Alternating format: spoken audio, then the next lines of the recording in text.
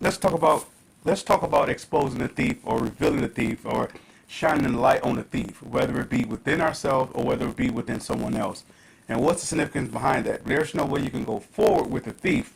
In other words, fulfill your purpose or fulfill prosperity or be a part of prosperity unless the thief is removed from us or away from us. Now, we can't stop the thief from being in the world. Why? Because the thief is the world.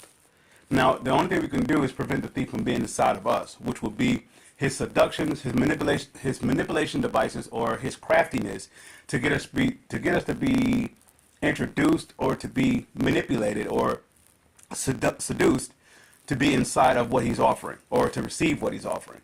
Let's say, for example, here's four things that Satan would always offer: intoxications, uh, going hard after riches, uh, entertainment, and as well as sexual morality. Sexual morality, intoxications, entertainment, and going hard after riches. Those four things is a guarantee that Satan would always be surrounded by or be involved with.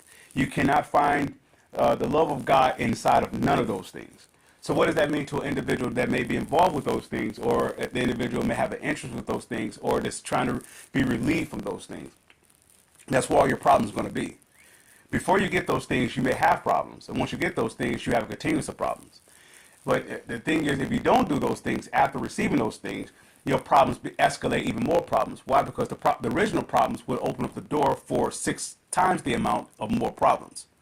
So what do an individual do to escape? That's why it becomes impossible, or it becomes unbearable to even think about what you're going to do without money, or what you're going to do without intoxication, what you're going to do without sexual morality, what you're going to do without being entertained.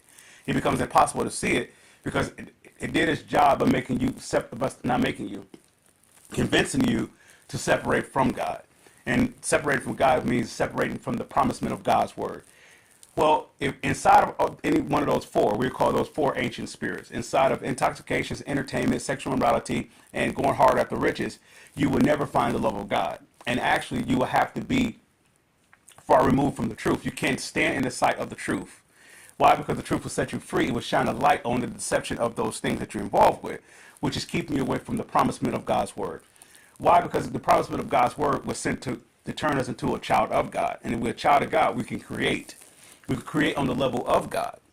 So much so that God will tell us to speak to a mountain, and if we were not to doubt, that mountain will be removed.